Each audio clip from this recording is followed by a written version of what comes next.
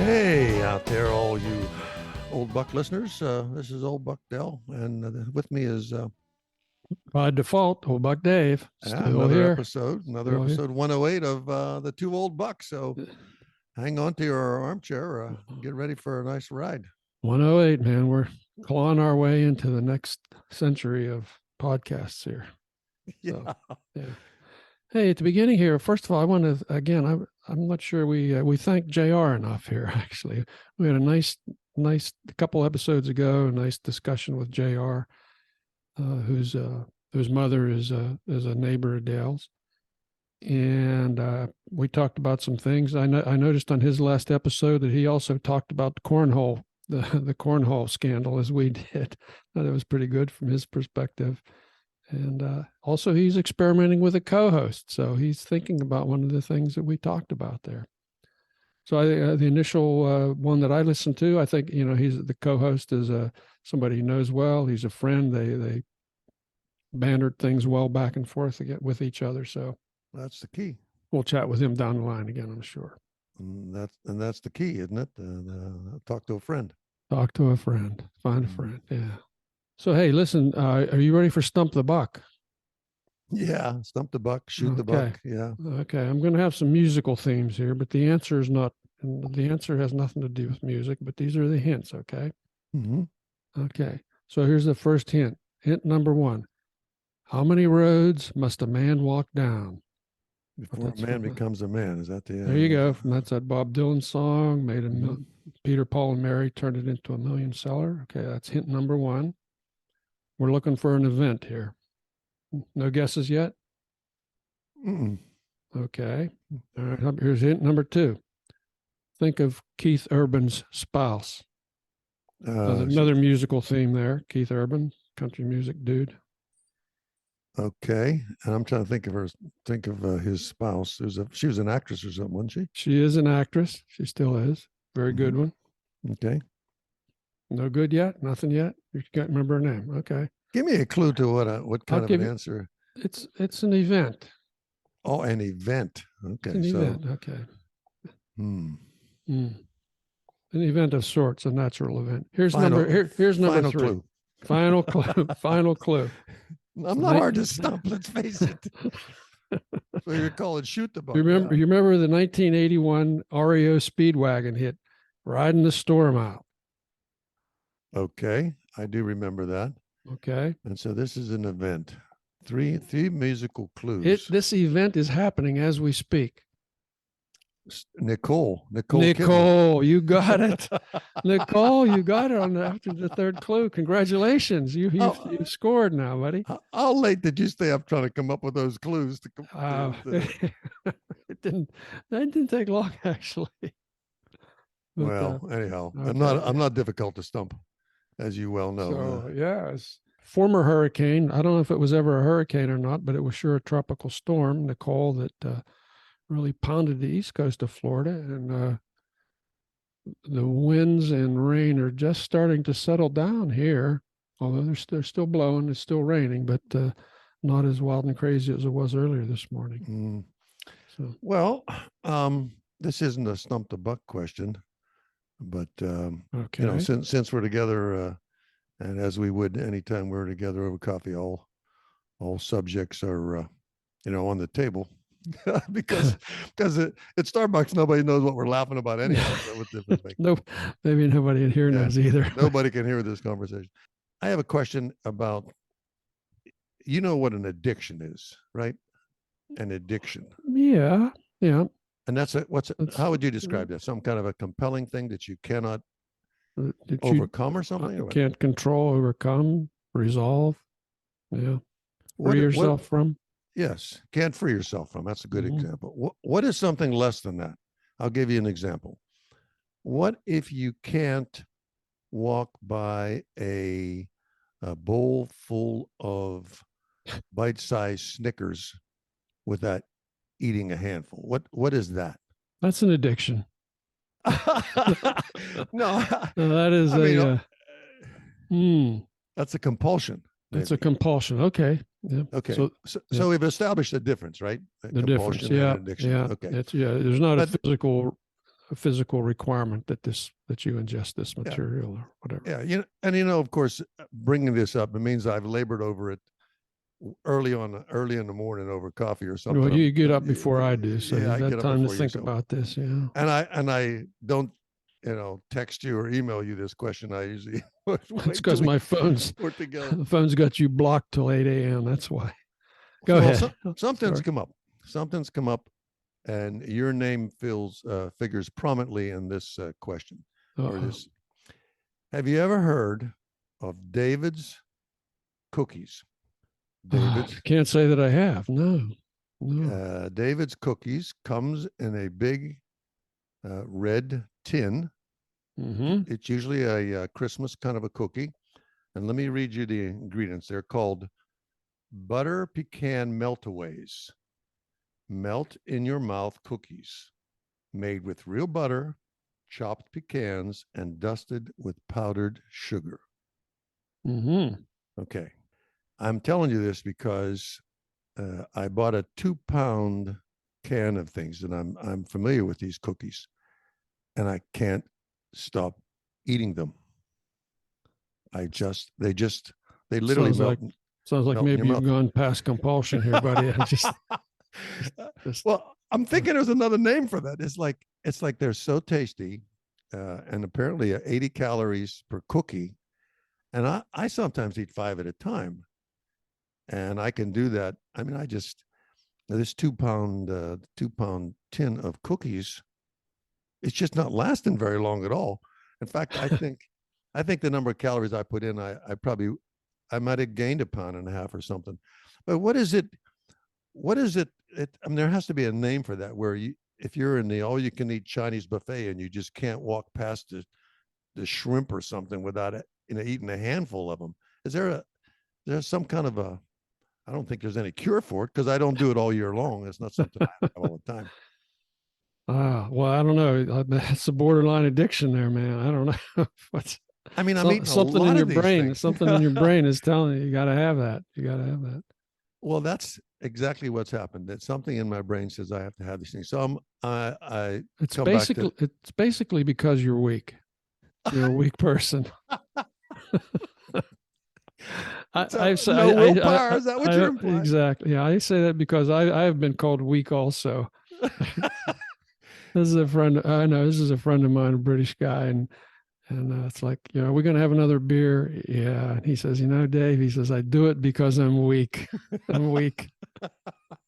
So, well, it does take willpower to walk away from stuff like that. And I think I have willpower because I have to moderate. Let's say if I enjoy a cigar every now and then, but I really do moderate that quite a bit. I'm not, overly consuming those things. But these cookies, I just cannot resist. Can't stop, huh? I thought they would last all the way I bought them last week, but I thought they'd last all the way to Thanksgiving.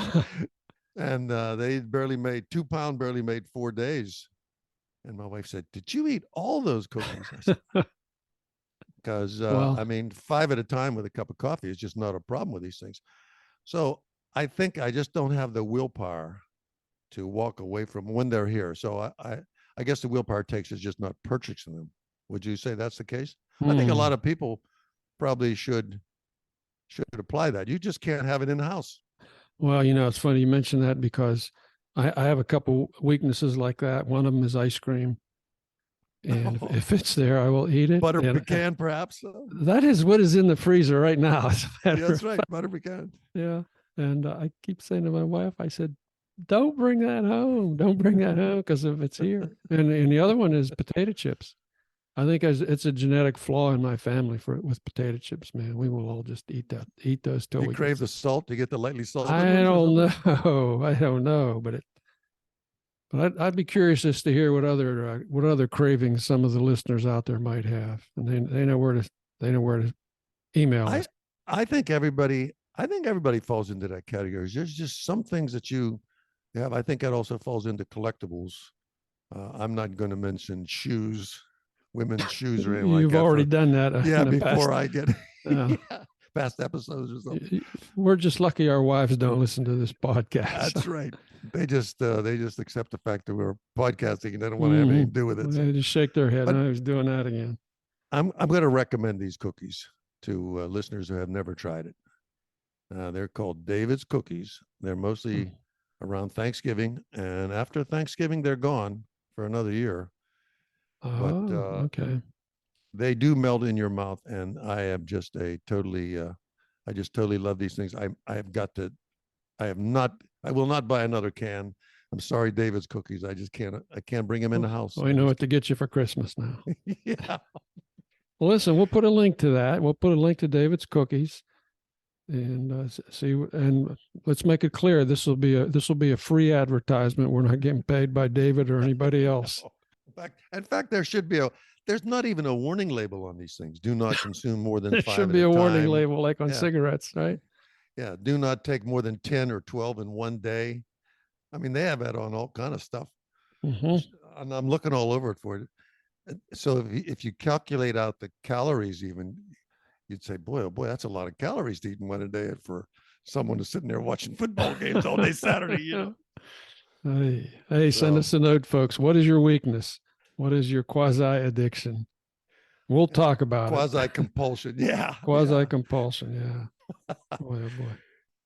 Speaking of addictions, guess what other good news we have?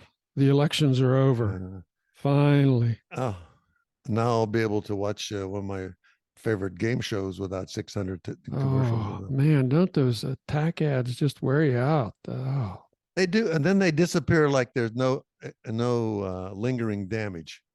Yeah, I mean, and everybody's supposed to say, okay, everything is cool, but all this stuff, I think over time is building up to it's just going to be unlimited carnage as far as those are concerned. I probably won't be alive in 5 or 6 years when it gets out of hand. Yeah. Anyhow, thanks. Anyway, thanks for being over. Boy, oh boy. But I mean, hey, speaking of the elections, I mean, the outcome was better than I expected. I am a moderate. That's a dying breed. But I was happy to see many of the Trump-backed candidates lose. So just maybe the Republicans will now have the guts to take their party back from the Trumpaholics, as it were, as I like to call them. So I'd like to see two functioning political parties out there for sure. And may the best person win. And when they do, exactly, they actually work together. What did we say? Sometimes, I mean, you and I come from two different thought patterns, obviously. Well, nobody knows what your thought pattern is. It's like that Rolodex spins too fast. I mean, we think about different stuff. We read different things from. That's true. From things that you never think of, I think of, and vice versa.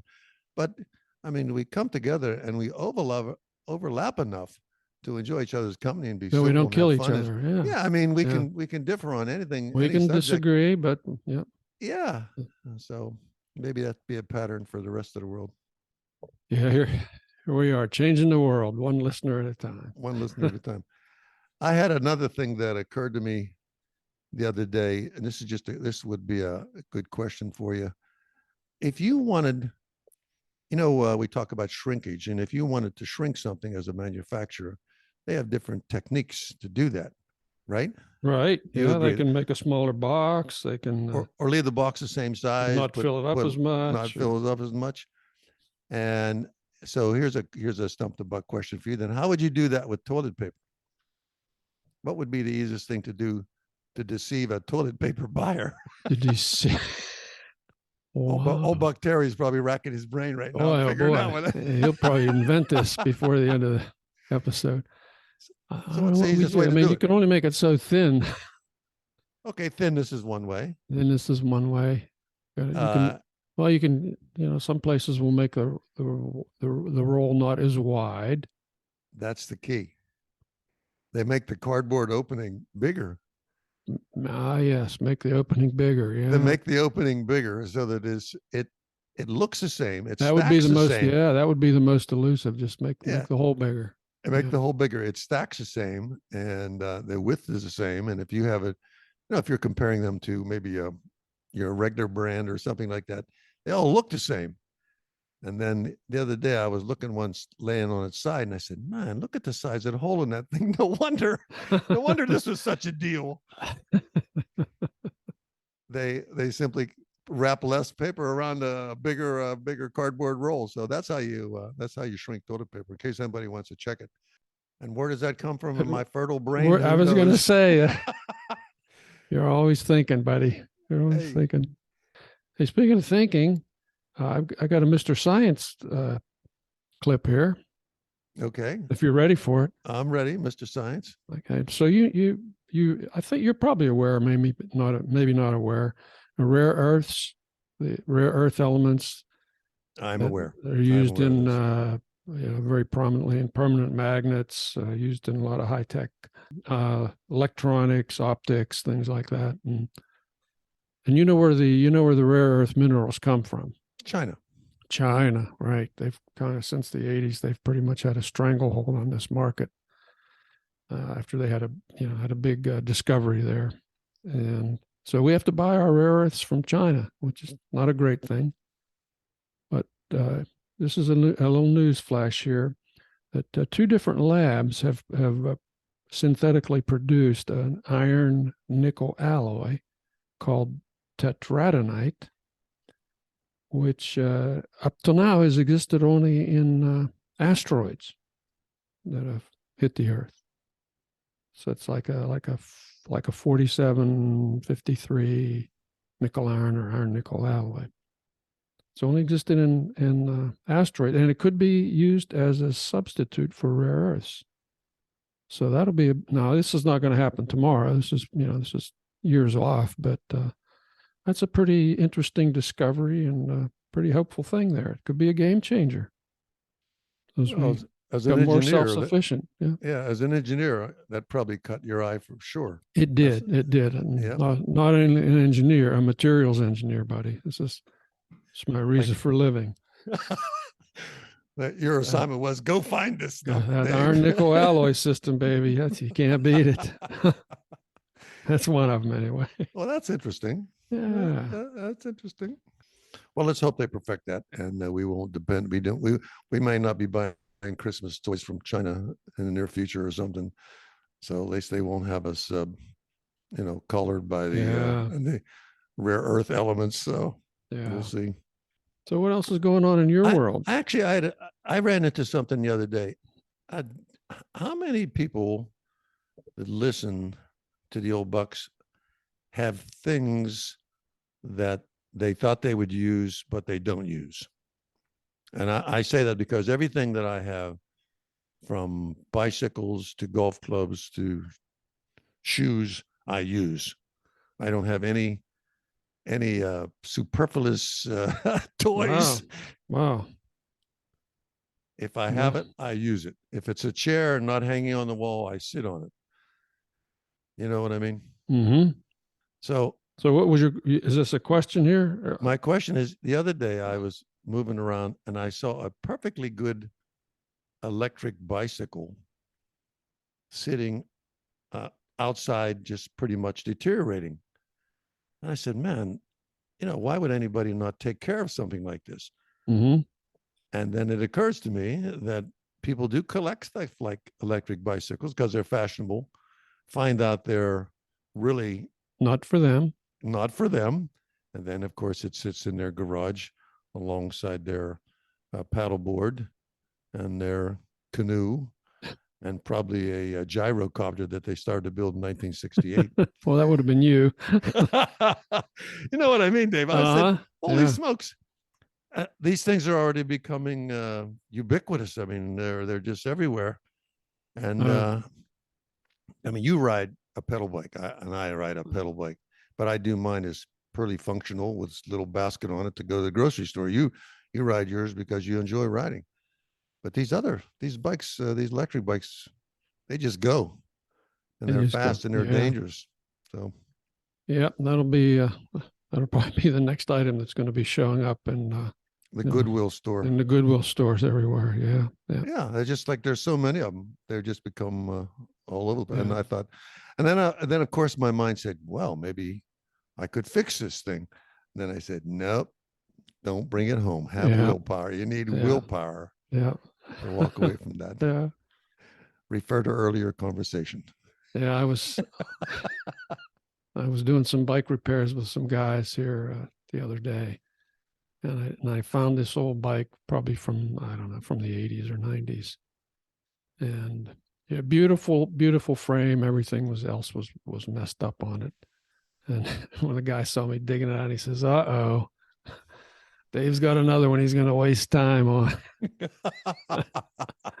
I said, "No, Well, that is no, a bit of a weakness of yours, I it think. is. That is a weakness of mine. As I see Yeah, this stuff, and I got to make it, I got to fix it. I got when you're riding Where's down the road and you come to a screeching halt, and you say, "Why are you stopping, Dave?" And he said, "Look, somebody's discarding that old bike. yeah, That's a 47 pewter frame. Let me yeah." grab that thing before." I know. Yeah, Guilty as charged. guilty as charged. Yeah. So that's another thing that we could have listeners tell us about. What are their guilty pleasures here with respect to having stuff that they can't use or don't use or never use, but can't get rid of it. Can't get rid of it. Maybe you want to just have it hanging over the fireplace. So Yeah. you said you were going to tell me something happened to you recently, and then you got distracted. What was that about? You remember? Oh, that happened this morning. Oh, This is recent. This is recent. This is still fresh in my mind. Oh, Okay. Yeah, as you know, we sold our Pittsburgh house in August. Excuse me, yes. September. Excuse me, September. Now, this is November. This is November. Okay. Yeah. And everything went smooth at the closing, except for one thing, transferring the water account. Okay, the bill from the water company. And between myself and the closing lawyer and the realtor, we sent the water company pictures and phone calls and letters, and finally you got a bill from the water finally company. because I had put some money in escrow at closing for the water bill, because pay the final water bill and start the new bill at that date. Mm-hmm. The thing you always do.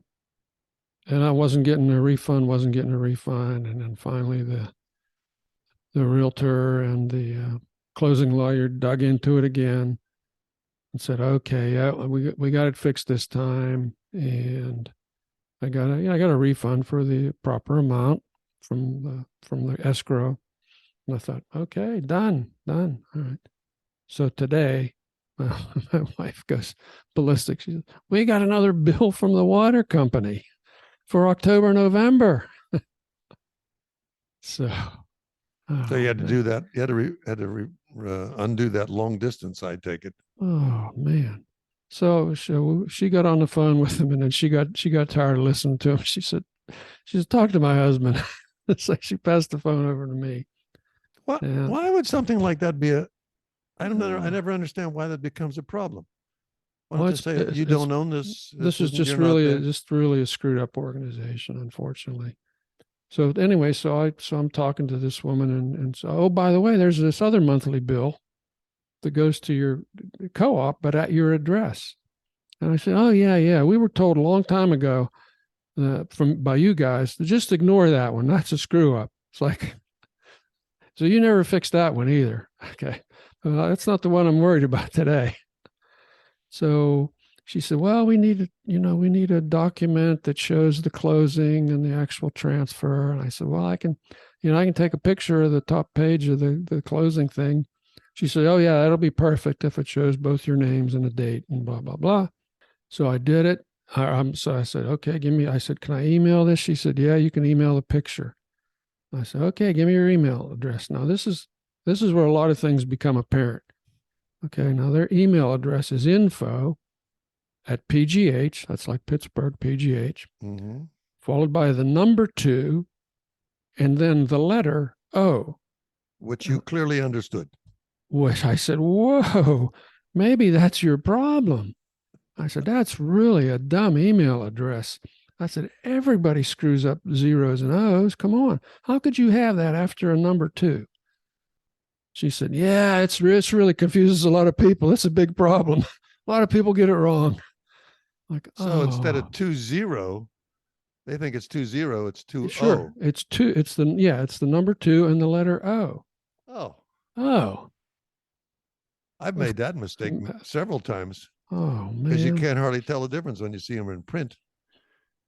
So then How do you know to know? so I Oh sent my! it in and I copied the realtor and the closing agent, and the realtor says, "It's done. It's done." She got right back to me, and then they try to tell her about the other account, and she says, "Just let me talk to your boss." And that was the end of that. So, Well, oh I man, should tell our listeners, you really don't like incompetence of that nature. I mean, no, even in its simplest form, you just don't like incompetence of that nature. You don't like you got that right. That just makes me crazy. like why can't you just fix it, or why can't you answer the phone or something like that? Mm-hmm. Well, hopefully Yeah. you got that resolved. But I'm sympathetic to your to your problem there. But you work it out. It just bugs the hell out of you. I'll tell you. Oh gosh, just never ends. Maybe it's done this time. I don't know. I'm thinking it It's is. probably this probably doesn't happen to anybody else on the planet though. I think it happens to Wrong. everybody. It's I just that think you're right. everybody I has a think different style of how to yeah, deal with it. You know yeah, what I mean? yeah. A couple of times I've just given up calling. You know what I mean? I said, well, I'm too frustrated to carry on with this today. I'll wait another day and maybe it'll go away. But So what else is new in your world here? I mean, what else is new? I can talk about Weird Al, but I'm give you a shot here. I'm probably talking too much today. I was going to ask you if you were reading anything special lately. I haven't got too much into the books anymore. There's all the weather things that were going on and cleanup and other things. I haven't been reading hardly anything. Well, I did finish a book, but I'd rather talk about a movie I just saw. Well, okay. I mean, If I'll we just can throw do that that, out to you. this is like a little movie review. And I was listening on the radio the other day, a couple of days ago. Fresh Air or somebody. Anyway, they had Weird Al Yankovic and Daniel Radcliffe on, and it turns out that there is a new movie out called Weird, the Al Yankovic story. All right, and Daniel Radcliffe is in the movie. He stars as Al, as Weird Al in the movie. Al also has a role as a record exec in there. It's pretty cute. But so they talked about this and how much fun they had making it. Blah blah blah. Weird Al wrote the. You know who Weird Al is, by the way. I do, and I always I've thought he was pretty creative to pretty make those creative guy. parodies Yeah, of those parodies songs. exactly. That's his thing. Parodies, and his parodies are all funny. They're all really good. So I thought, and they said, okay, it's streaming on Roku, and that means it's free. So all right, I'm going to get to watch the Weird Al movie for free. So this thing wasn't intended to make money? Well, they have advertisers and that sort of thing. Oh, So okay. yeah, nobody's doing this for free. Okay. I'm not doing it for free. I'm not doing it for love. but anyway, so I watched the movie the other night. And I'm going to sound like a grouch all day today. I hate to pan it because I really like Weird Al, and Radcliffe did a great job as Al. I got to say that. And they probably had a lot of fun making the movie, but it was so over the top. I mean, it was obviously, it was all made up. It was Al's fantasy life story. It wasn't his real life story. It was about Al growing up and how he became Al and made the videos, et cetera, et cetera. And there were certain scenes that were really funny, but there weren't enough of those, and there really wasn't enough Al music for me. So it was like a farce, like an English farce, which I really don't have much time for anything that's really over the top corny like that. So that was an hour and 20 minutes. You'll never get back. Never get back. Oh, God. Never get back. Hey, now that you mentioned movies, I have one bone to pick with you. Remember a long time ago, I asked you to watch a movie for me on Apple. You said you had access to Apple TV or something. Yeah. You were supposed to watch a movie called Greyhound with Tom Hanks. You remember This is that? coming back. Tell me what it's about. Because I did watch a Tom Hanks movie. It's based on a book about a World War II a destroyer captain who was escorting a fleet of merchant ships to England during the war. And it starts out, he kisses his wife goodbye and he basically gets on his boat, and the whole story is based on that. And they was going to put it out in the theaters, but they didn't. Apple bought it, put it on Apple TV, and I never saw it never heard from it. Never.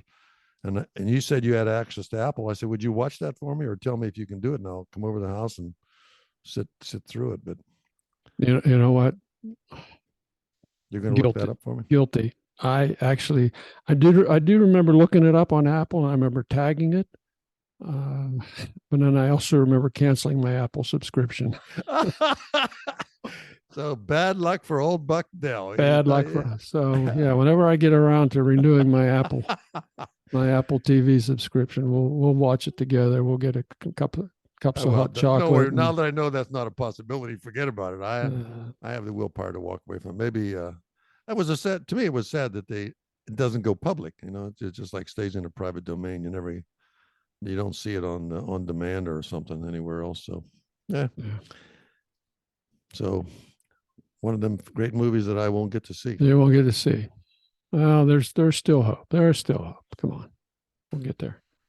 I was going to say, we should probably tell our listeners that we do subject ourselves to a time constraint, and it's not our own doing that pulls the plug. So we have a few minutes to say thanks to everybody for listening. We appreciate it, and tune in next time and keep in touch. So this is old Buck Dell saying, talk to you again. This is old Buck Dave saying the same thing. Take care, everybody. Talk to you next time.